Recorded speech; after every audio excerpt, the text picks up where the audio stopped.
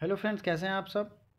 दोस्तों, उत्तराखंड में जो ये हादसा हुआ है इसे ग्लेशियल लेक आउटबर्स्ट फ्लड कहते हैं, GLOF।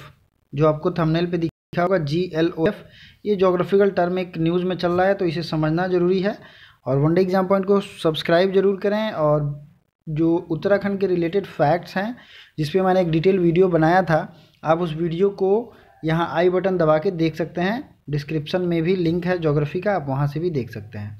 ठीक है, तो चलिए सबसे पहले शुरू करते हैं उत्तराखंड के मैप से। ये है उत्तराखंड और कहाँ पे हुआ था इस चीज़ को समझते हैं। ये चमोली डिस्ट्रिक्ट, इसी चमोली में ये जो हादसा है वो हुआ है। ग्लेशियर लेक आउटबर्स्ट मतलब एक तरीके से ग्लेशियर के अंदर जो लेक का निर्माण होता है किसी विशेष परिस्थिति में, उसको फटना, और फटने के बाद जो पानी और उसके साथ जो पत्थर, कंकड़, बोल्डर ये सब जो आए हैं, उससे ये डिस्ट्रक्शन पैदा हुआ है।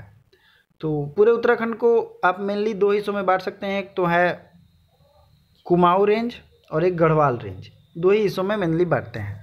तो ये चमोली है, आपको दिख रहा होगा चमोली डिस्ट्रिक्ट, यहीं पे ये हादसा हुआ है। फिर हम लोग फिजिकल मैप भी देखेंगे।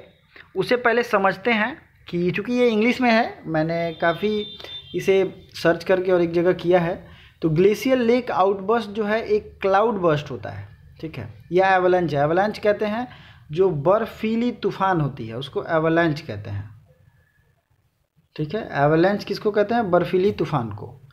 The impact of climate change और development, scientist are not sure what triggered the sudden surge of water near Chamoli in Uttarakhand. But ये जो है ये एक्सपेक्टेशन है कि ऐसा हुआ होगा। अभी कंफर्म इसलिए नहीं कहा जा सकता क्योंकि साइंटिस्ट अभी जस्ट वहाँ उस जगह पे पहुँचे हैं और वो खुद जांच पड़ताल कर रहे हैं, ठीक है। तो ये 2013 के डिजास्टर की याद दिलाता है। By evening the prospect of large scale flooding and destruction has receded. शाम तक ये जो फ्लडिंग और डिस्ट्रक्शन है ये कम हुआ है।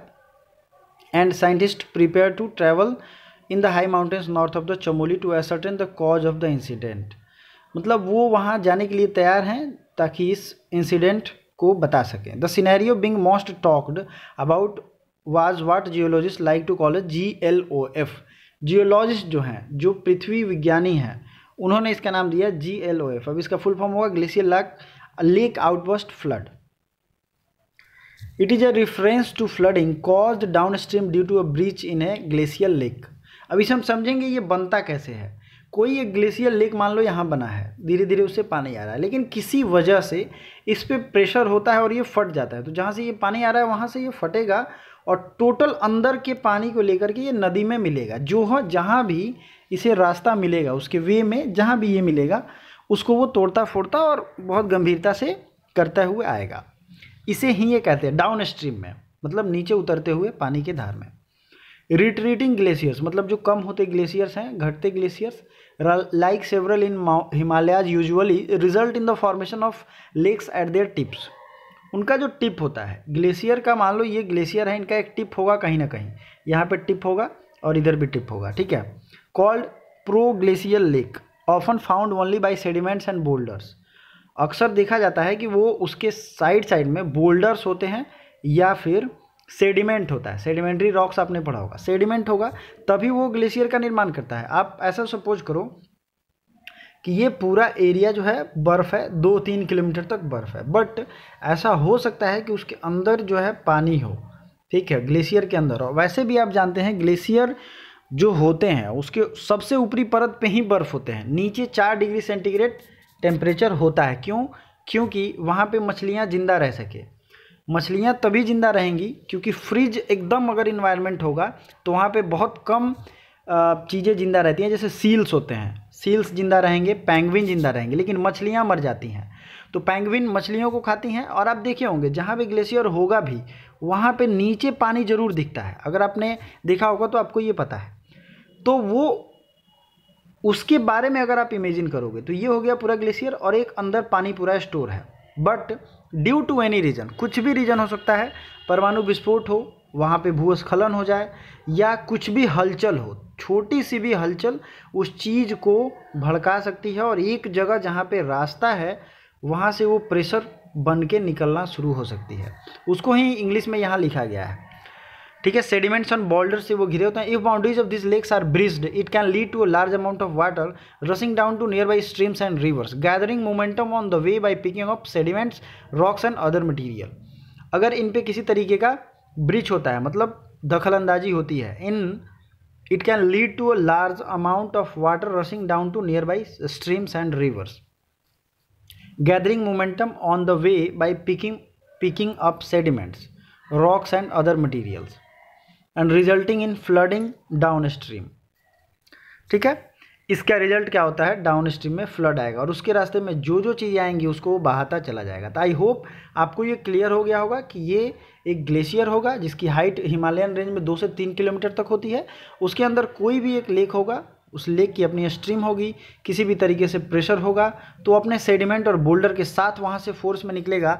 और आपने वीडियो भी देखा होगा कि कितने फोर्स से वो पानी ऋषि गंगा रिवर में मिलती है। और जो भी ऋषि गंगा प्रोजेक्ट हुआ या तावलन प्रोजेक्ट था, इन दोनों को वो मतलब ढाहते हुए उस पर घमासान रूप से आगे की ओर बढ़ती है। GLOF events are not unusual but their impact depends on the size of proglacial lake. उनके साइज पे डिपेंड करता है प्रो ग्लेशियल लेक के and location. The breach can caused by several reasons in this particular case for instance an avalanche was reported in the region 2 days ago। 2 दिन पहले वहाँ बर्फीली तूफान एवलांच आई हुई थी जिससे भी वाइब्रेशन हो सकता है। ठीक है, ये हो सकता है, बट क्या एक मोस्ट लाइकली ट्रिगर पॉइंट हो सकता है। ठीक है, अब इसको पढ़ा जाएगा, साइंटिस्ट स्टडी करेंगे, स्टडी करने के बाद एक रिसर्च निकल के आएगा जिसे वो देखेंगे। अब देखिए कौन कौन से ग्लेशियर वहाँ पे हैं, इसे देखना जरूरी है। तो इस मैप को ज़रा ध्यान से देखिए। यहाँ पे मैंने आपको कल भी बताया था कि यहाँ पे 3-4 ग्लेशियर है, जैसे कि एक पिंडारी ग्लेशियर है, यहाँ नंदा देवी आपको पहाड़ भी दिख रही है, फिर ये बद्रीनाथ है, केदारनाथ, बद्रीनाथ, अलकनंदा, ये सब यहाँ के दर्शनीय स्थान हैं। ये हो गया गंगोत्री ग्लेशियर और चमोली हमने यहाँ देखा था, याद करिए, आपको मैं ऊपर दिखाता हूँ। ये हो गया चमोली, ठीक है, ये है रुद्रप्रयाग, ये चमोली और ये पिथौरागढ़। तो उत्तराखंड का सबसे जो है पूर्वी इलाका ये चमोली हुआ। तो अब इसको यहाँ मैच करते हैं, तो कौन सा ग्लेशियर होगा आप खुद कमेंट करके हमें बताएंगे। यहाँ ये गंगोत्री हो गया और ये हो गया मिलाम ग्लेशियर, तो ये हो गया चमोली डिस्ट्रिक्ट। तो यहाँ से ये कट के टूट के और इसके तरफ ये बढ़ते हुए आएगा। तो क्या ये गंगोत्री ग्लेशियर है या फिर ये मिलाम ग्लेशियर है, दोनों में से जो भी आप कमेंट करके जरूर बताएं। यहाँ से जो इंपॉर्टेंट नदियाँ निकलती हैं उस पर मैं वीडियो लेकर के आऊँगा, जो पर्वत पठार हैं वो भी मैं लेकर के आऊँगा। यमुनोत्री निकलती है बांदरपूंछ रेंज से, ठीक है, गंगोत्री निकलती है गंगोत्री ग्लेशियर से, आपको पता है उत्तरकाशी डिस्ट्रिक्ट, ठीक है, उत्तराखंड से निकलती है। तो ये मेन चीज़ें थी जो जोग्राफिकल टर्म्स था, आपने समझ गए, और उसको ज़रूर कमेंट करके बताइएगा आपको ये कैसा लगा। Thank you so much for watching.